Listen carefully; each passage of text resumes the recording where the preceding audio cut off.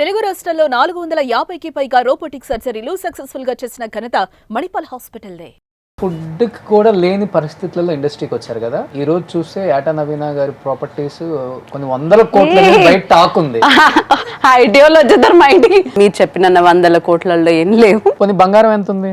నేను టార్గెట్ పెట్టుకున్నా కిలో ఉండాలి అని చెప్పేసి.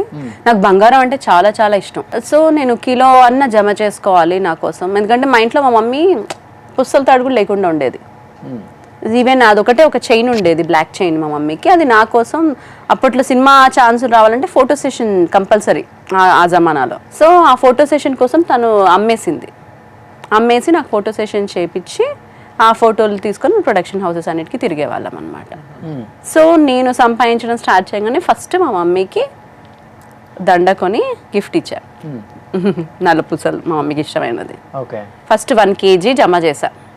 1 kg అయిపోయింది. 1 kg అయింది అంతే. అదే నా టార్గెట్. ఆ తర్వాత ఇప్పుడు నేను బంగారం కొనలా.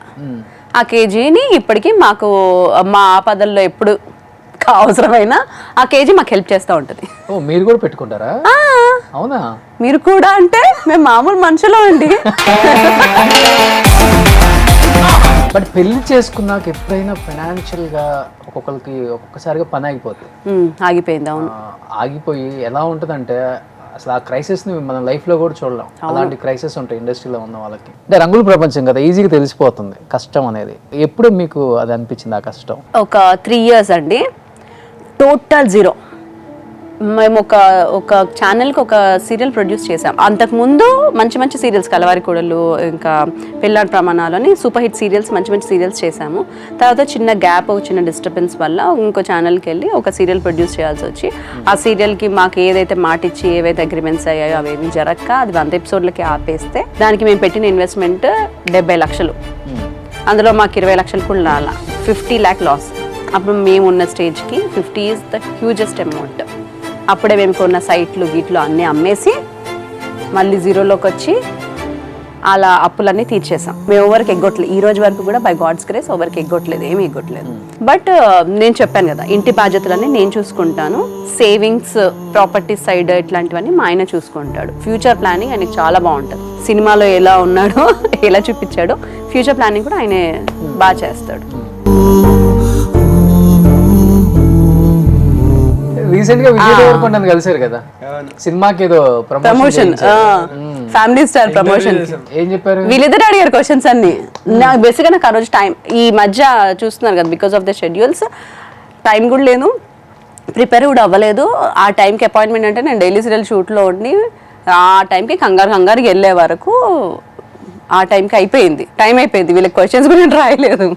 అక్కడికి వెళ్ళగానే ఏదో ఆయన టైం ఇచ్చాడు, కూర్చున్నాము, ర్యాండమ్గా వెళ్ళిపోయాము. He is very down to earth. బేసిక్గా ఆయన అంటే చాలా, ఎందుకంటే యాజ్ అ హ్యూమన్ బీయింగ్ చాలా ఇష్టం. ఆయన చాలా మంచి పనులు చేస్తూ ఉంటాడు కదా, హెల్ప్స్ అవి బాగా చేస్తూ ఉంటాడు. బట్ మీరు ఇంత డౌన్ టు ఎర్త్, పక్కన వాళ్ళు ఏమన్నా కానీ సహించలేని మనస్తత్వం కదా మీది. అసలు యాటిట్యూడ్ చూపించిన వాళ్ళు లేరా మీ దగ్గర? చాలా మంది చూపిస్తారు. నేను బేసిక్గా నేను కొంచెం ఇంట్రోవర్ట్. నా అంతలు నేను వెళ్ళి మాట్లాడను, నా అంతలు నేను వెళ్ళి పరిచయాలు చేసేసుకొని హైపర్ అవ్వను. నా దగ్గరకు వచ్చి మాట్లాడిన వాళ్ళని బాగా రిసీవ్ చేసుకుంటా. ఆ మెంటాలిటీ వల్లే నేను ఇంకా చేయట్లేదు. ఇప్పుడైతే నేనే ఫోన్ చేసి అడుక్కోవాలి కదా. బ్యాడ్ ఎక్స్పీరియన్స్ యాక్టర్స్తోనా? ఏం లేదండి ఎప్పుడు కూడా. అంటే నేను మామూలుగా ఇండస్ట్రీకి రావడం, టీవీ ఇండస్ట్రీకి రావడం, హీరోయిన్ హోదాలో వచ్చాను కాబట్టి అప్పటి నుంచి కూడా good things are going on. అంత బ్యాడ్ని నేను గుర్తుంచుకోను కూడా. అంటే బేసిక్ అన్ని గొడవలు, నేను ఆ మెంటాలిటీ అది కాదు. ప్రాబ్లం అక్కడ ఉందంటే పారిపోతాను అక్కడ నుంచి, వేరే దగ్గరికి వెళ్ళిపోయి కూర్చుంటా. ప్రాబ్లం దగ్గరికి నేను వెళ్ళను. సో కొంచెం నేను అడ్జస్ట్ అయిపోతాను. నేను ఒకరిని మాట కూడా అనను. నాకు ఇప్పుడు రోషన్తో నచ్చట్లేదు, రోషన్ నా మీద యాటిట్యూడ్ చూపిస్తున్నాడు, ఏమైనా చేస్తున్నాడు, నేను మీ దగ్గరికి రాను, ఇంకా కట్ చేసేస్తా, కట్ చేసి పక్కకి వెళ్ళిపోతా. అందుకే నేను గొడవలు పెట్టుకోవాలి.